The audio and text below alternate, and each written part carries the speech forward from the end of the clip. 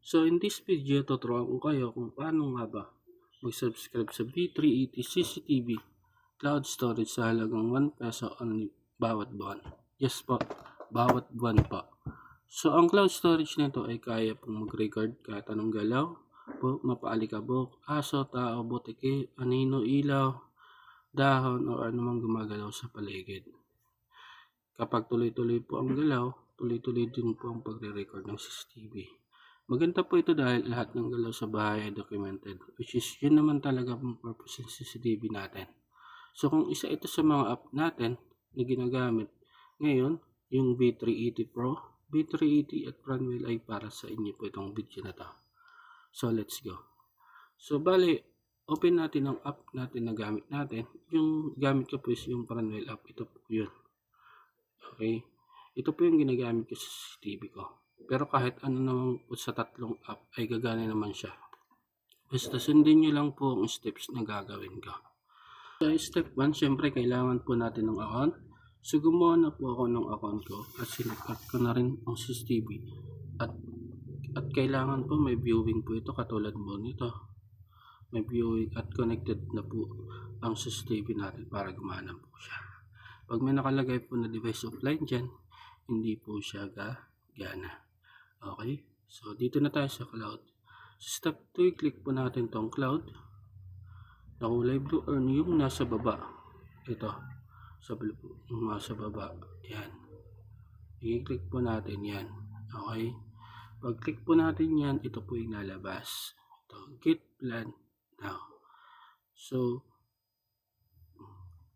ito po yung mga cloud storage na pagpipilian natin, pero hindi na po natin gagalawin na po yan. Bali pipindutin lang po natin yung get monthly plan.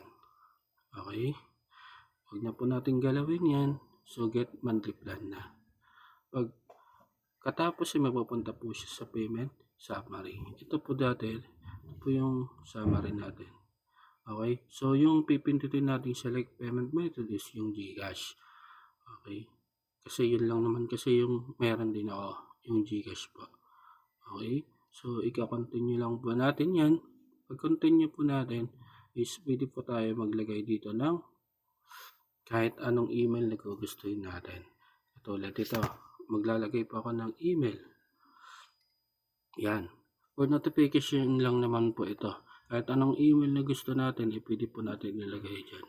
Okay, so save and pay.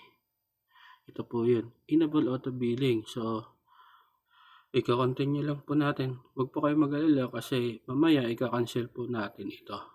Okay, para hindi po mag-deduct sa GCash natin. Okay, so i-continue lang po natin. Mapupunta po siya sa GCash natin. Okay, mapupunta siya sa GCash natin. So ilalagay po natin yung GCash natin. So yung sa akin is nakalagay na. Okay, so ini-next lang natin. Next, maghihingi po siya ng verification code. Ng code, ilalagay po natin yung code na ilalagay natin. Ito po yung magli-link sa B380 po natin. Pero huwag po kayo mag-alala, gawa ng ika-cancel po natin po ito. Okay, next, tapos yung pin na ginagamit natin. Okay, next po natin. Okay, authorize. Tapos dito na tayo, magpe-payment na po tayo dito. 5, 3. Okay, lagay po natin yung code ulit. Okay, ito na, magpe-payment na po tayo dito. Mapupunta po siya sa big sabihin, nakapag-payment na po tayo. So babak lang po natin ito. Okay, back lang po hanggang makarating tayo sa Fronwell app natin. Yun.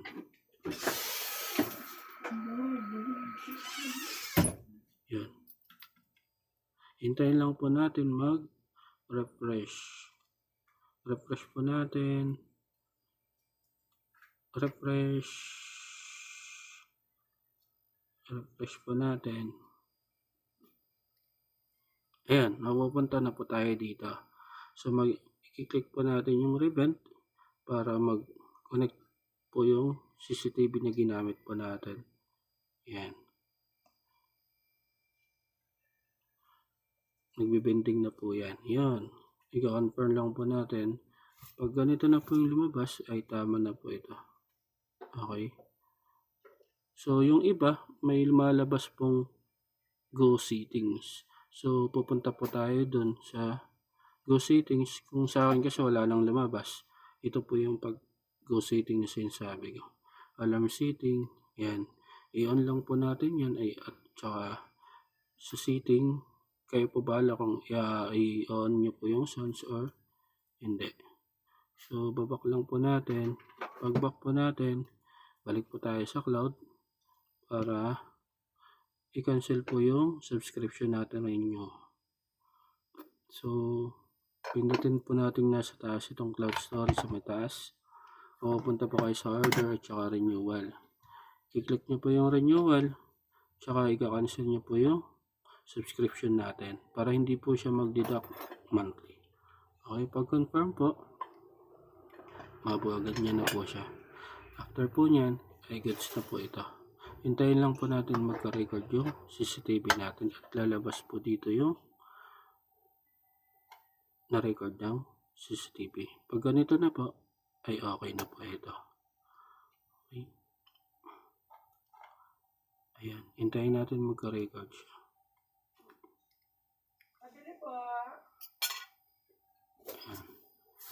Mamaya, so yung record po ito is 1 hour interval. So, ibig sabihin, pag click nyo po ng more recording, mapupunta po yan dito. 1 hour interval po yan siya. Okay? So, pagkatapos po natin ito, isintay nyo lang po natin magka-record ito. So, kung nakatulong po ito sa inyo, please like and subscribe to my channel.